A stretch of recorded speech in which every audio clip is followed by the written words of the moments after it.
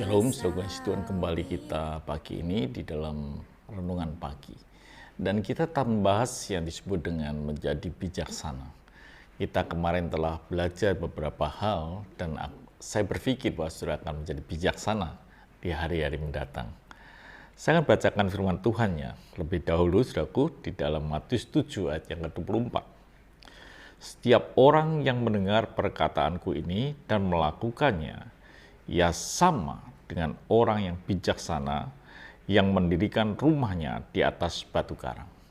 Jadi orang yang mendengar firman Tuhan dan melakukannya dikatakan sama, sejajar. Bukan menjadi, tapi sama. Bahwa ketika kita melakukan atau kita mendengar firman Tuhan dan melakukan, kita disejajarkan dengan orang yang bijaksana yang membangun rumahnya di atas batu. Jadi kalau saudara ini mendengar firman Tuhan dan melakukan, saudara itu sama, sejajar. Bijaksana, saudaraku, itu dalam arti yang disebut dengan porismos. Dalam bahasa Yunani-nya porismos yang artinya bahwa cerdas. Cerdas itu, saudaraku, ada bagian yang saudara mengerti, tapi cerdas. Cerdas adalah ketajaman berpikir untuk menjawab sebuah jawaban yang benar. Itu yang disebut dengan cerdas. Jadi sesuatu di mana kita bisa menjawab dengan benar. Itu cerdas. Tapi bijaksana juga artinya, saudaraku yang Tuhan, adalah akal budi yang penuh dengan pengetahuan, cermat, dan teliti. Itu seperti itu, saudara. Jadi hidup bijaksana itu seperti itu.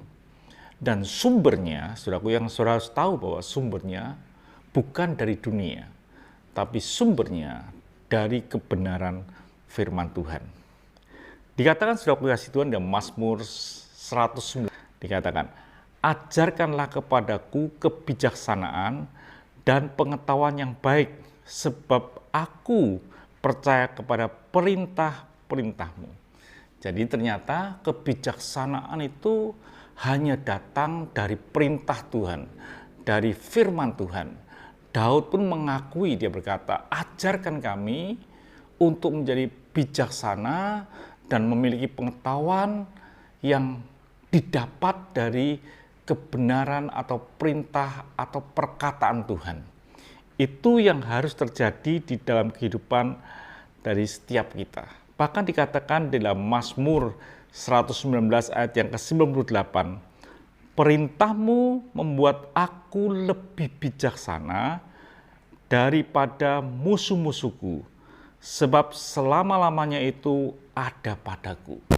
Jadi saudaraku yang kasih Tuhan, perintah Tuhan itu membuat bijaksana lebih daripada musuh-musuh.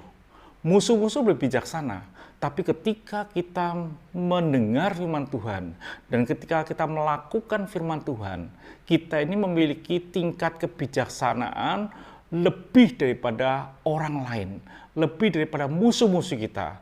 Kalau ini terjadi, otomatis kita adalah orang-orang yang menang karena kita memiliki kebijaksanaan yang lebih dari musuh-musuh kita. Dari kebijaksanaan itu datangnya daripada firman Tuhan.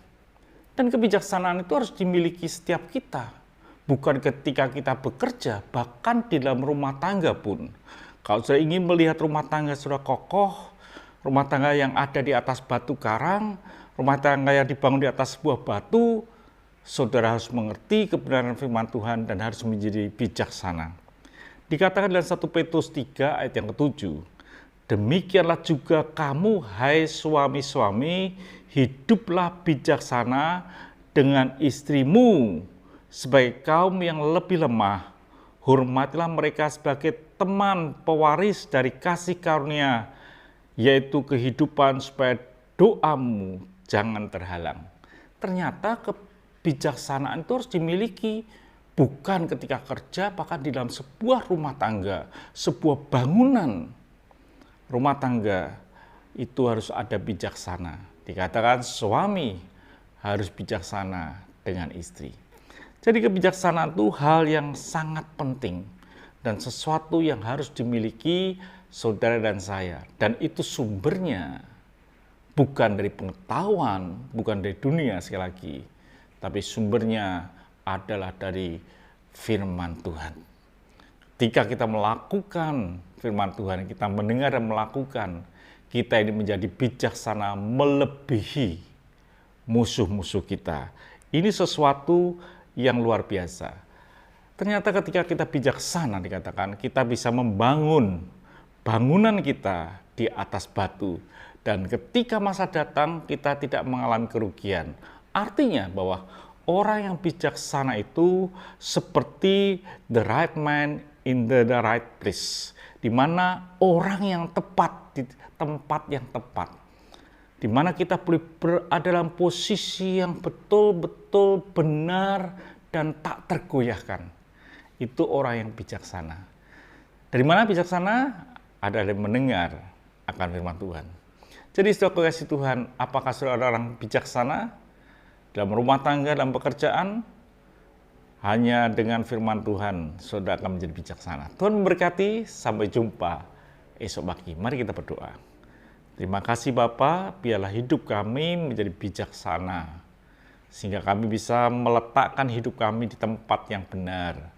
Maka hidup kami akan tidak tergoyahkan, karena kami jadi orang yang cerdas, porismos, cerdas, dan kami boleh batin kami pun menjadi baik. Terima kasih Bapa, dalam nama Tuhan Yesus Kristus kami bisa berdoa dan mengucap syukur. Amin. Tuhan memberkati, jadilah semangat sampai Tuhan datang yang kedua kali. Haleluya.